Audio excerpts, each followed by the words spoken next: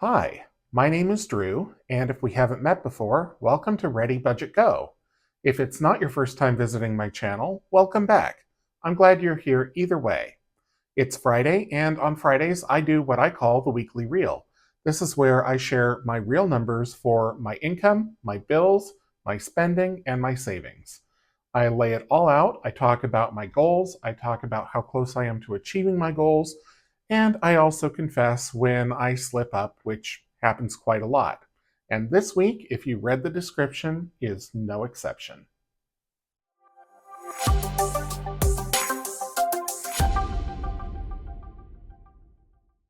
Before I get into the numbers, I want to look at the goals. And this is a habit that I've sort of picked up along the way this year because 2026 has been a very goal-oriented year for me. And I had a lot that I wanted to accomplish, and I've accomplished a lot of it. So not only does that give me, um, I guess, a pat on the back, my own back, for how far I've come this year, but it encourages me to keep going and to set even more ambitious goals for 2027. So I have all of my completed goals here. I've gone over them several times, so just quickly. I seeded my business, I funded my emergency fund, I moved from the West Coast to the Midwest, I fully funded my Roth IRA, and I fully funded my BLIP fund, which is sort of a mini emergency fund. What I still have in front of me is contributing the full $24,500 limit to my 401k for the year. I'm working on that through a payroll deduction. I can't really make that move any faster than it already is. Stockpile $7,500 toward the 2027 Roth IRA, and all sinking funds fully funded by the end of the year. Now, this isn't going to happen because number one, it's a moving target because I'm also spending out of my sinking funds, or my stockpiles as I call them. So that will not be achieved, but it's a stretch goal. If I had a windfall, that's where I would put it. And I think it's healthy to give yourself those stretch goals because in life, most of us encounter windfalls periodically. I know I've had a few since I've started uh, posting on YouTube, and I've shared those when they happen and what I do with the money. So it's always good to have a place where you know any extra money is going to go so that it doesn't escape. And I also have the goal of stockpiling $7,500 toward my 2027 Roth IRA. I may not get there. I may not get the full $7,500, but I'm at least going to start, and that will give me a leg up on 2027. Even though it's not even September yet, I've already started thinking about my 2027 goals and even some of my 2028 goals. And I'm kind of champing at the bit to do that exercise, but I really want to save that for December when hopefully life is a little calmer and I can think more purposefully and intentionally about what I want next year to be.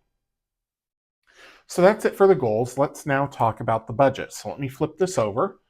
Anything in red is what is new for this week. So I use a different highlighter for each week of the month, and I just go in rainbow order because that's the easiest to keep track. So purple was last week, red is this week. Lots of activity in bills. I had my Spectrum bill come in. That is my home internet. That was $50 as planned. Visible came out. That is $35. That is my cell phone plan. RTA is the Regional Transit Authority. I thought I might need $25 for this month for transit, but I ended up not using the bus system at all, so I didn't spend anything, so I didn't contribute anything or add any more money to my fare card. And then we have utilities. So this has been the bane of my existence for the last, realistically, 2.5 months. I have received, until this month, I had received exactly one bill for electricity, water, and sewer, and that's since I moved in at the beginning of May. It was for 19 days through May 19th, and I received and paid that bill in early June. So it's been a while, but now the bills that are in arrears are starting to come in. So at the start of the month, I had budgeted $1,850 for rent and utilities. We didn't have the bill at the start of the month, so I just paid rent. I paid rent plus the trash bill because that's always part of the rent.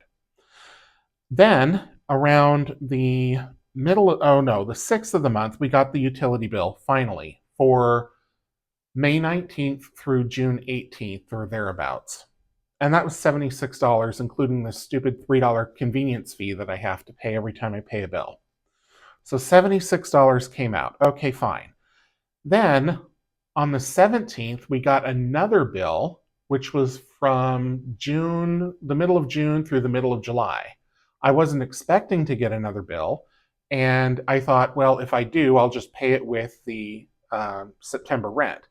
But what ended up happening was I got a demand letter saying that my payment was late. Well, first of all, I didn't know that they had posted a new utility payment to my account, so I didn't even know that I had a balance outstanding. And then they sent me this demand letter saying that I was delinquent, and if I didn't pay it right away, they were going to send me to collections. So I paid it. I panicked and paid it. Of course, I get the demand letter at 4:30 on Saturday morning when the leasing office is closed until Monday. Long story short, well, too late. I sorted everything out.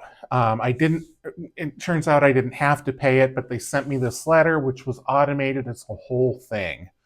So I need to go and ask them if I'm going to have another bill before the September rent posts, because I don't know. I have no idea.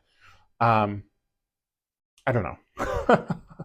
I just pay them as they come in. So I will be over budget a little bit for utilities this month, or for bills this month, but it is what it is. Paycheck 2 and the cell phone reimbursement, I won't get that until Monday. I am paid on the 15th and the last day of the month. And we were informed that that would be changing. We are going to biweekly payroll, which I absolutely despise. Those of you who have biweekly paychecks, I think some people like having the magic months. I can't stand that. I want, the same amount of money every month so that I can plan. Because otherwise, what ends up happening is, because right now with my paycheck, one of my paychecks being on the last day of the month, that is always the rent paycheck. Going forward, going to biweekly pay, the rent might be due in the middle of a pay period. And then which check does it go to? Got to build up a checking account buffer. So I may have to add another goal to add a checking account buffer of a couple $1,000s, which I may just take the blip fund for that and then, have the blip fund as a goal again in 2027. I don't know. Extremely stressful that it's happening in the middle of the year. It'd be one thing if we were doing this January 1st, but of course we're not, so we'll just have to roll with it.